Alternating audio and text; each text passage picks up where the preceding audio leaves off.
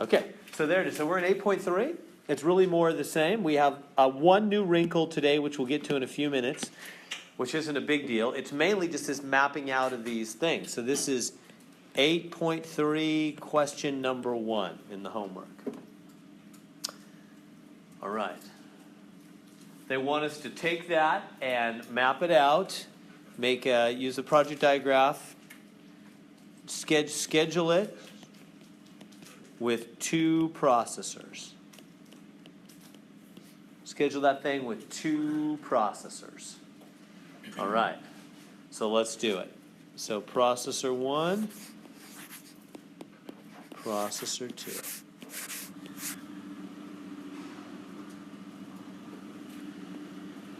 All right. Oh, and it's a decreasing time algorithm.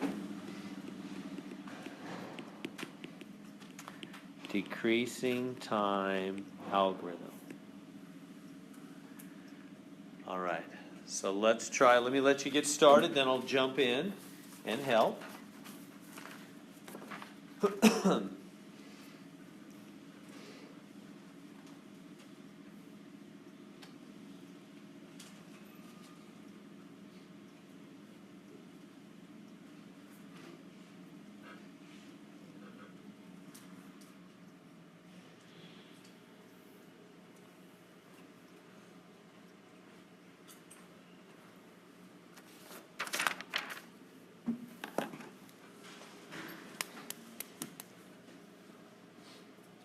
So I'll wander around and help. Feel free to check with those around you. So just, this 45 minutes, we're just going to work through as many of these as we can.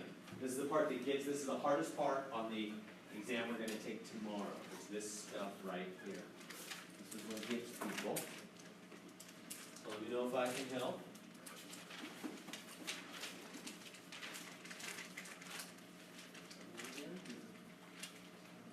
Yeah, right, good. You want to go E? Yeah, excellent. Yeah, okay, so you're perfect to this, yeah, all right. And now that they're both available, so, and then what job, so right here, both processors are simultaneously ready. And, well, right now, B, D, and F would be available. All 3 of those are available. Highest one, so it would be, and you're starting processor 1, since they're both available, you start processor 1, and then you'll get D. Does that make sense? Yeah. Yep.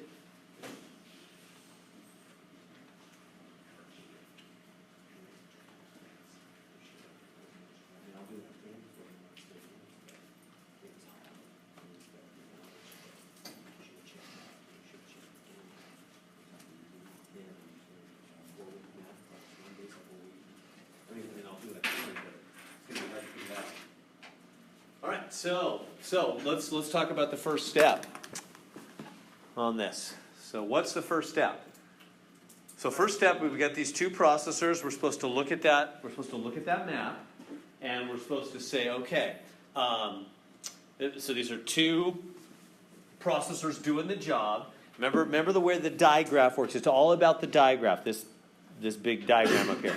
So from the start, you can do A, or you can do C, or you can do E. Those are the ones you're allowed to start with, right? You can't go to B, D, or F. You can't go to B, D, or F. You have to start with A, C, or E. Has to be one of those 3, right? Everybody with me on that? That's the main thing that rules is that arrow diagram thing. So you got to start with A, C, or E. So, well, how do you know which one to start with? So we're doing processor 1 first. So either I'm going to put either an A here, or a C here, or an E here. Everybody with me on that so far? Processor 1's going first. He's going to start with job A, C, or E because that's what comes off the start on the diagram.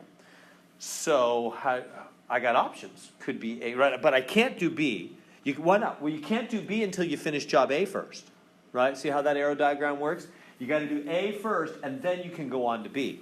That's what it means that there's an arrow going from A to B, right? That means A must be done first, then B. You can't do job B until A is done first. Remember, this is like real life projects. So when they build a house, they got to put the plumbing in the ground first. Then they got to bring the guy out to lay the foundation, the team to lay the foundation. Right? You can't lay the foundation first and then put in the plumbing.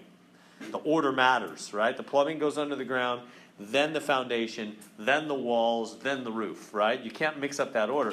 Well, that's what this is showing. This is showing certain jobs must be done before certain other jobs. So whatever job A is, it has to be done first, then you can do B. C, after you do job C, you're allowed to do D, but you can't do D until C is done first. And you can't do F until you first got E done, right? That's what those arrows are showing. Okay, so with that in mind, we can start with A, B, or C, right? Any of these three can come from the start, but not B, D, or F. So it's A, C, or E. Now, how do you know? Okay, so I got options. How do you know which of those three I'm going to put processor 1 on? The highest one. Yeah, that's when you look at your priority list. Now, we're going to be changing this up. This is what's hard. Sometimes we're going to say alphabetical. Sometimes we're going to say decreasing time. And then today we're going to get on to we did those two yesterday, right? And we're going to do a new one today. So what does decreasing time mean? What that means is when you have options, which we do. You don't always have options. Right here I have options, A, C, or E. When you have options, start with the largest. And then with the largest time, largest number, largest time, then go down. Not really. Not supposed to be 2 commas in there. With the largest time, then go down. Right? Decreasing time. From high time to low time. Decreasing. So, looking at A, C, and E, who's the largest time? He's 6, he's 2, he's 4. That's how many hours each of those job takes, those numbers in parentheses, right? So job A takes 6 hours. He's the longest. So, processor 1 will start with 6 hours. Now remember, there's like a timeline here, right? Whoops, let me erase her. 1, 2, 3, 4, 5, 6, 7, 8, 9, 10, 11. Right? You can put it up here too. 1, just to keep it all lined up. It's like a big ruler, but it's a timeline. It's hours of the job, right? If that helps you, do that. Maybe some people would like that. I don't know. If that helps you, go ahead and put that in. It's like a timeline of hours as the job ticks away, right? So we're going to give job A to processor 1, and it'll take processor 1 up to 6 hours. He'll work on it from 0 to 6. Does that make sense? We give processor 1 job A. Remember, you can't do part of a job and stop or anything like that. That'd be way too hard. We make them do the whole job, and they can't share or anything like that. That'd be too hard. All right, so now processor 1's going to do job A. Okay, so what about processor 2? This is another person, right? These are like 2 employees, right? We're the manager. We're trying to manage efficiently. Person number 1 or processor number 1, we give him job A. He goes and starts. The manager says, "Good, you go start working on job A." That's got the biggest time. We need to get going on that. So he works on job A for the next 6 hours until it's done. What about processor 2? What options does he have? Well, he could start with C or E. I'm talking about at 0 hours right now, right? He could start with C or E, right? Because they're both available from the start, from 0 time. So which one will he do first? E. E. That's what this is telling us. You must follow the decreasing time algorithm, meaning start with the biggest time when you have options. So E is higher than C, so we'll give him E, which is a 4-hour job. E, which is a 4-hour job. From time 0 to time 4. E is being worked on. Does that make sense on that? Now don't get too hung up on we always start with the higher time. We're going to change that part up from problem to problem. It's not always going to be decreasing time, but the arrows will always be followed. That's the part that's consistent, right? All right. Okay, take the next step. So there's the beginning. Take the next step. Give you a little more time. See if you can keep rolling. And you got to go forward in time to the next completed job, right?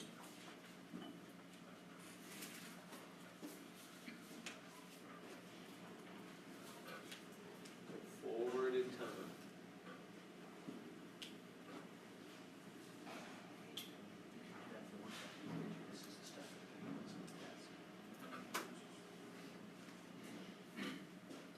All right, so what's next? What's the next step? C.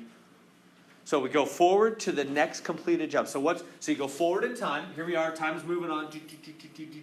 Boom, right here. Why am I stopping here? Because it's the first completed job. You always move forward. Because basically you're the manager. You're sitting in the office and you're waiting for an employee to come back to you and say, hey, I'm done with that job, boss. I'm ready for a new job, right? Who's going to come see you first? Processor 2 is going to finish job E at 4 hours. Processor 1 will still be working. He's not coming to you yet. Processor 2 will come to you at 4 hours and he'll say, I'm done with that. I'm ready for a new job. So you move forward to that point in time, 4 hours right here. So you move forward to 4 hours. You're right here. And you're saying, okay, what am I going to do now? What job? What is the state of affairs right now? Well, job E has just been completed. So let me go up here and I'll cross off the E. It's done. A is being worked on by P1, processor 1. Let's put a P1 next to A. So what's available at this point in time? C and F. Oh, yeah. I think I told you the wrong answer, didn't I? It's easy to mess these up. The biggest one. Yeah, F. Oh. I thought C. Yeah, it's tricky. That's what I overlooked. Yeah, me too. Yeah, when I was helping in the back, I gave the wrong answer. That was a big help. Yeah, it's easy to mess up. You got to be careful. You really got to be careful on these. You got to focus in. All right, let me help you in case you're not there yet. Let me help. What am I talking about? Okay, at 4 hours, E's done. So look at the main thing is the arrow thing. I mean, that is like almost everything. Look at the arrow diagram. I crossed out E. Why? Because I'm at 4 hours right now. You just got to put yourself at a place and time, right? And you got to think about what's happening right at that moment in time. Right now, E is done. Job E is done. Okay, A is being worked on. At 4 hours, right now at 4 hours, A is still in the middle being worked on. That's why I put a P1 up there by A. Tell me, processor 1's working on A. E is done. What's available? If I'm the manager, I look out and I say, what could I give processor 2 to work on? Well, of course I could give him C. That's available, because that's available right from the start. Nothing before it's required. But also F is available, because E's now done. Right? E's now done, so F is available to be worked on. How about D? Can I work on D now? No, D's not available till you get C done, and B's not available, right? B's not available till you get A done, and A's not done, not at 4 hours. A's still in the middle of being worked on, right? I'm at 4 hours right now. So the only jobs available are F and C. Those are my options, right? So I'll go C, F. Those are both options for processor 2. Which one will he take? When you have options, start on the largest time, then go down. Who's the larger time? F, yeah. I messed up. I just thought C because it was in the front, you know. But we got to be more careful than that. It's F. And then we give processor 1. Yeah, we'll get to that. Yeah, you're right. So how long is job F? What does it say? 3 hours, right? So we're at 4 hours. We hand the job. So take him up to 7, right? That'll be job F. It'll take him from 4 hours to 7 hours, 3 hour job, right? For processor 2, we'll give him job F. He'll work on it up to 7 hours. Good so far? Okay, try the next step. Which means give the next job to the next person who needs a job. Give me a second.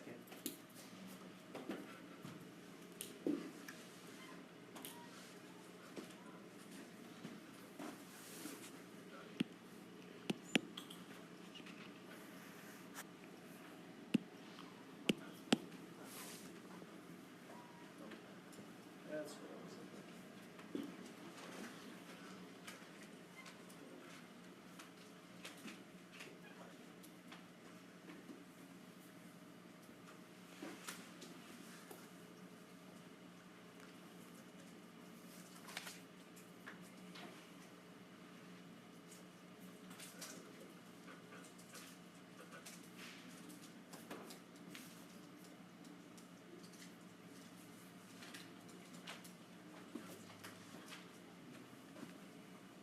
All right, so who's the next person that's ready for a job?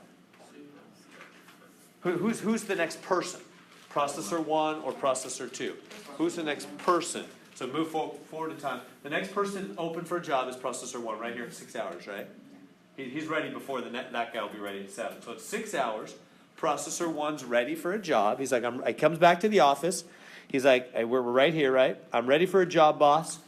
Give me a job. What's available? Okay, we got to make sure we do what's going on at that moment in time. At that moment in time, at 6 hours, A and E are done. Both jobs, A and E are done. F is being worked on, right?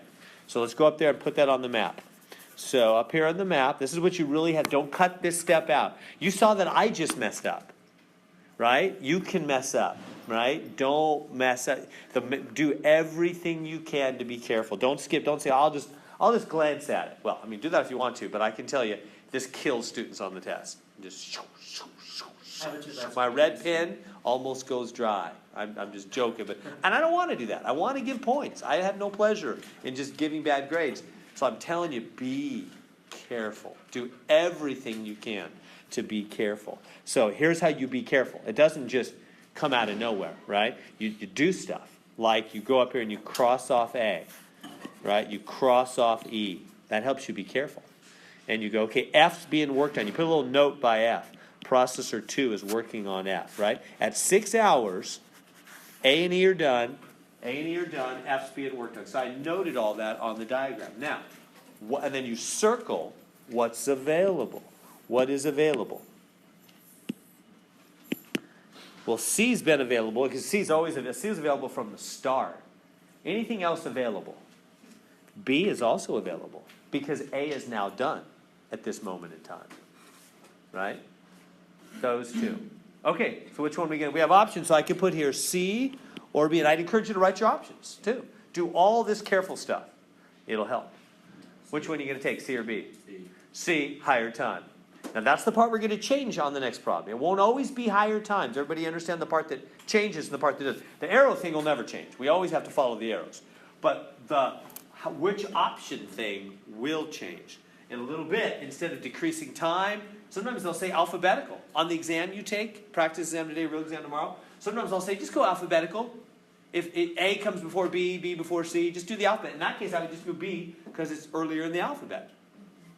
But now they're telling me do decreasing time. In a few minutes, we're going to do what's called critical path. We're going to look down the road. So there's other ways of doing the options, right? That's the part that changes. So C and B, which one's bigger? C, because we're doing decreasing time. C, we'll take job C. So we're going to give him job C. C is a 2-hour job. That'll take him from 6 to 8. Right? That good? 6 to 8. All right, do the next step. Put the next task on there.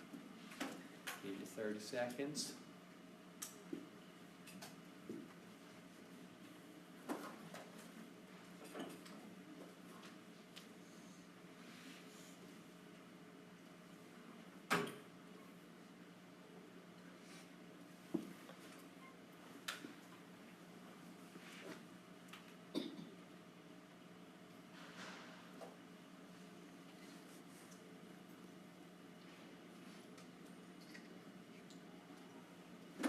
All right, what do we, who's the next, processor 1 or processor 2? Which one's ready for a job?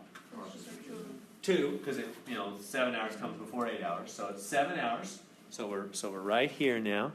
We're at the 7-hour mark, and processor 2 is ready for a job. Comes back to the office, says, manager, I need a job. So, okay, let's go up and check out. Well, A, E, and F are all done. A, E, and F are all done. Let me erase this. A, E, and F are all done. And C is being worked on by processor 1. So what's available? B. Yeah, only B. There's no choices here, huh?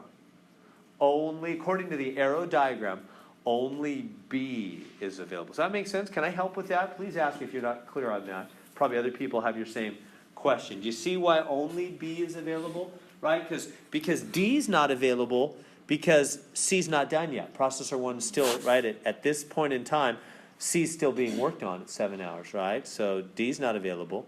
E and F are both done. A's done. So the only thing available is B. So I don't even think about decreasing timeout. That's only when there's options. I don't have options. I got to do B. And that's a 1-hour job. Takes them from 7 to 8. Is that good?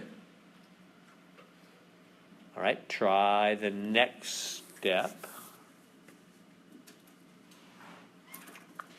Well, the next step's not too bad, huh? So I'll just jump in and do that. Be on the bottom again? Be in the bottom. Because processor 2 was the one ready for a job at 7 hours. Processor 1's not going to be ready till 8 hours. Does that make sense? So it's whoever was next ready for a job. Who was first ready for a job? So now, I'm at 8. Now move forward. At 8 hours, suddenly they both show up in the main office, right? Both processor 1 and processor 2 identically are done at 8 hours, right? They both come in and say, we're ready for another job. Okay, what's the state of things at this point? Yeah, everything's done but D, right? A, B, C, E, and F are all done. The only job left is D. So there's no options, you got to do D, right? And who's going to do that? When they're both in the office at the same time, who do you always give the job to first? The first one. When they're both there, you just always give it to the first one. So D, 5 hours. So that'll take him from, if it's a 5-hour job, from 8 all the way to 13, huh? So I got to go, it looks like a little bit further here. So it's 12, 13. 12, 13. So that'll take him, job D will take him from 8 all the way to 13. Well, what will processor 2 be doing during that time? Nothing. This is idle, meaning he's wasting time doing nothing for pay. So that's what you want to try to minimize as a manager. You want to try to not have too much wasted time. There we go. That's the scheduling of that job for those two processors. Took them 13 hours. So they'll ask you questions like, what was the finishing time? They'll say, how long did it take them to finish all those jobs? 13 hours, right? They all together took them 13 hours to finish. How much idle time was there? 5 hours, right? Yeah, from 8 to 13, this is all idle. 5 hours of idle time. 5 hours. That good? Make sense on that? Questions on that one? So this is one of those things that looks easy when the math teacher does it, but it's harder. You know, you really got to do this for yourself. All right, let's go back quick and we'll move on. Okay, so the first, this is question number 1, 8.3, number 1. Part A, the answer came out, the finishing time was 13 hours. Part B, the optimal was 11. And then part C, they asked for the percent error. Remember how that works? It's finishing time minus optimal over optimal. Put that on your 3x5 card. That'll be on the test, right? So finishing time 13 minus optimal over optimal. And then just use your calculator. So that's what? 2 over 11 divided on your calculator. Is 0.18. 0.18. Can you give me a couple more spots? 0.18. Oh, 18. Oh, gotcha. Okay, yeah, and to turn it percentage, you got to move it 2 places, right? So it'll be 18.18%. I don't know how many places they said round. 2. So there it is, 18.18%. That good? So just have that formula on your 3x5 card. It's just finishing time minus optimal over optimal, right? Because what that means is we were 2 off of the best time, weren't we? The way we scheduled the job originally took 13 hours. Well, there was a way to schedule it that would be better, that would only take them 11 hours. Right? We're trying to get the best management possible. And so we were in error. We were off the best by 2 hours, 2 11ths. So 18% error. That's what that's calculating. So, all right. We're getting ready now for the better method, the more complex method. Whoops, that's the wrong one, huh? Don't tell me the time. No, I'm just kidding. I know. All right. So here we go. This is our new technique. It's going to be called, what's it called? Critical path. All right. So here's really the wise way to make the decision as a manager. So all that was kind of getting us ready, how you schedule something. But if you're a manager, you're going to send employees out to do various jobs, and you have this map of the different jobs that need to be done, and the order, and all that stuff. What is the wise way to do it? Really, it's you got to look down the road, and when there's a whole bunch of work down the road, you got to get started on that road as soon as possible. I mean, that's basically it. The more work there is, it's not just how big the immediate number is, it's how big the road from there to the end is. That's the deal. So, to help with that, here's what you do. You start at the end, right? Ends at 0. And you add up how much it takes to get from there to the end. Like, from 6 to the end, well, that's just going to be 6, that's just going to be 3. I'm probably confusing you. Let's come back to here. Look at this 13. If I'm right here, if I'm at this E13 thing, what does that mean? That means job E takes 13 hours to complete. And then after I get that job done, I've got to do job G, which is 3 hours, and then I'm done. So from here, from E to the end, is how much? 16. You put that number next to it. That's the important number. I'll put it in a bracket. You don't have to, whatever, parentheses. Just something so we know it's not the time for the job. It's how far from there to the end. Does that make sense? What that 16 is telling me is how far from there to the end. Why is that important to know? Because that's what the manager really needs to know. If I send an employee off to start working on E, how long till he gets it done? Well, he's got to do E for 13, G for 3, and then he's done. Right? That's what they need to know. The more there is down that road, the sooner you better get started on that job. On that road, right? Now let's back up. How about from C to the end? 23. Yeah, add the 7, right? Use your calculator when you need to. 23, right? Everybody see that? I'm just adding up the 7, 13, and 3. How far from C to the end? Makes sense? That tells me how critical that path is. We better get started on that path fairly soon, because once you start working on C, you still got 23 hours till you're to the end on that path. So it's like basically start from the end and add up. Add backwards Add as you left, go. yeah. Exactly. Do you see what Carl's saying? He's exactly right. You just start at 3, add backwards, right? Add 13 is 16, add 7 is 23, just add backwards, huh? That's all we're doing. Okay, let's do the top road, right?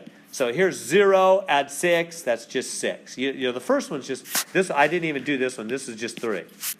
Right, 0, add 3, right? Am I confusing you? Right? So those last ones are just, the bracket number is going to be the same as the parenthesis number. Because from G, there's nothing behind G. So from G to the end is just G. 3 hours, right? And from F to the end is just F. 6 hours, right? Now, let's step back to D. If you're at D, and you're looking down the D road, how many total hours to the end? 11. Right? Because you gotta do D, and then you gotta do F, and then you're done. That path from D to the end is an 11-hour path. From D to the end. Everybody with me? Everybody see what I'm putting in those brackets? I'm always putting in from there to the end on that path. So from D to the end on that path, 5, 6, 11. Good? Now, let's back up to the A. From the A to the end, how far? 20. Right. You just add backwards. Just take that 11, add the 9, 20. Everybody with me? Because from A to the end, it's 9, 5, 6, end. So it's 20 hours total. So if you're looking at A, saying how critical is this path, once you get started on A, you still have 20 hours to get to the end down the A path. Right? How about the B? How about the B path right here? 13. Right? You just add the bracket number 11, add 2. Because from B, it's 2, 5, 6, done. Right? 13. 2, 5, 6. Did everybody see that? Those bracket numbers mean from there to the end. Would this be an easier method? Like, I'm thinking of like just bringing it down. Check with to me the later. table. Okay. So, is that good? So all those bracket numbers are from there to the end, there to the end, there to the end. So that's what they're going to ask you about in the first part. They're going to have a big old table, and they're going to say, they're going to have some big old table. They're going to say, tell us. They call it the backflow algorithm, such fancy talk. The backflow algorithm. Just means you add backwards, right? And so they say, what's A on the backflow algorithm? 20. They just mean, what's the total time from A to the end? What if it says from start? Just. Oh, good question. I didn't think about that. So B, I'll show you in just a second. B would be the 13, right? C would be the 23, etc. Get what I'm doing? Just those bracketed numbers we just came up with. They'll give you a big old table, ask you for the, and they call that the backflow algorithm, meaning you just add from right to left. That's what we basically did. Does everybody see what I'm saying about that? Should I say a little bit more about that? In other words, I take the 0, add 6, I have 6. Take that 6 now, add 5, I got 11. Right? Take that 11, add 9, got 20. That's a quick way to get those numbers, right? Good with that? Okay. Yeah, now, what about the start? Your question's a good one. Let's go to start and look at that. Yeah, what number do I put at the start? From the start, It's 0, huh? how much all the way to the end, though? Remember, it's always from there. Yeah, the start itself is 0. Takes nothing to start. But how long to get all the way to the end? What path? Which one? It depends on the path. There's more than one path. What do you do when it depends on when there's more than one path? Take the highest, actually. They want to know worst case. The manager wants to know worst case scenario. So you take the highest. What's the highest worst path? In other words, these 3 are all possibilities. Which one's highest? 23. So it's It's 23. Because 23 adds 0. Because the start doesn't add anything to it. Does that make sense? So whenever you have options, take the highest. So let me write that. When there's options, take worst case. Because the manager's wanting to know, worst case scenario, how long from there to the end? How urgent is it I get people on that job? What's the worst case? Does that make sense then? We'll go from end. End to 0, because it's always to the end, and the end is the end. So it's just 0. It's just 0. End's just 0. Yeah. Good. So I'll leave that. And by the way, that tells you something, doesn't it? It tells you there's no way this job is going to be done sooner than 23 hours. Why does it tell me that? Because there's a sequence of jobs that add up to 23 hours that can only be done one after the other. Right? In other words, it tells me you've got to do job C, and you can't start on E till you're done with C, so that's going to be 20 hours, and then you can't start on G till you're done with those two. So that's 23 minimum. Best case scenario, this job's going to get done. And we have 100 employees. Best we're going to do is 23 hours still, because there's a sequence of jobs that have to be done one after the other. The others can't be started until these are done, and they add up to 23 hours. That's best case. What about the end? What about the end? We have to calculate the end as well. End 0. Okay. Yeah, the end is just 0, because there's nothing on the end. It's always to the end, right? All these numbers are to the end, so at the end, you're at the end. So that's 0. Recording, in case anybody wants to see this later. So yeah, so critical path is right here. Why is that the critical path? Critical means longest, or highest time. It's called critical because, it's the most important one to get working on. It's the longest time. Critical path. So the critical path is the longest. So if you look back at my numbers, 23, that was the biggest one. So that means that is the critical path. That's the longest time path. So that's why it's C-E-G-N. C-E-G-N. Make sense? The critical path? We good? Let's do that because that is on the test. Boy, I was dreaming about time like I always do. All right, so there we go. There's going to be one of these on the test. One question like this, where I give you this kind of a chart, and I say, draw me the arrow diagram. Draw me the arrow diagram.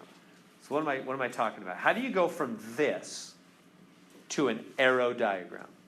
Remember, we did it one other time. They did the chart sideways. It's vertical now, but we did it once, so I hope you're okay if I do it somewhat quickly. They want me to take this and turn it into an arrow diagram. And then later do the schedule. But I don't have time for all that. I'm just going to do the arrow diagram and stop. And you can do the scheduling. How do you do the arrow diagram? What precedent? What does pre mean? Without, before. Before. Means before, right? So that means A must be done before C. So in other words, A points to C. C points to D. C points to E. All three of these, B, D, and E, point to F. F points to G, F points to H, G points to I, and H points to I. That's what that means. Backwards arrows. I'm gonna pull them off there and turn it into a big arrow diagram. Does everybody see that right now? Pre means before. So it's like they've got the table backwards. These ones on the right are pre, they're before. So A is before C. And C is before D, so it leads to D. Right? You with me? Is that okay? And I'm assuming A and B are, of course, the first ones. Good. How do you know that, Carl? Because there's no preceding task. Exactly. A and B are the starters. These guys start because nothing is pre, right? There's nothing here before them, right? There's nothing before them, so they're the start. Everybody see that? See how I identify the start? Nothing's before them. So when you do your arrow diagram, put your A, put your B, put your start over here. This is what I'm going to ask you to do on the test. I'll ask you to do one of these, not multiple choice. I'll just give you this table, and I'll say, draw me an arrow diagram from it. It's the only time we'll do non-multiple choice for this course, is this and the scheduling, this test. About half this test. You'll see. Practice exam, hopefully in a couple minutes here. Start to A and B. Good so far? Now, where do we go from there? Well, just follow the arrows, kind of check them off as you go. I got to do what? A to C. Okay. A to C. This can end up looking different as far as spatially and stuff. Who cares? As long as you have all the arrows, you got full credit. All I care is you got all the arrows. Doesn't matter how it looks spatially. So A to C. Next, C to D. Okay. C to D. I'm just filling in the arrows. Good so far? Now C to E. Okay, so C also points to E. Tracking with me? C points to D, C points to E. Now B, D, and E all point to F. B, D, and E all point to F. See that? B, D, and E all point to F. Next, F points to G. Kind of running out of room. This is fine. I don't care. We could clean it up nice later, whatever. F points to G. F also points to H. And G and H point to I. So you don't care what it looks like as long as it. I don't. As long as they're planted Yep. on. As long as the arrows are right. Well, that's easy. And now what about the end? Who points to the end? I, Yeah, it's got to be I. It's the only one that's not pointing to anything else. Right? You with me? I must point to the end. Because nothing else, because it doesn't point to anything else.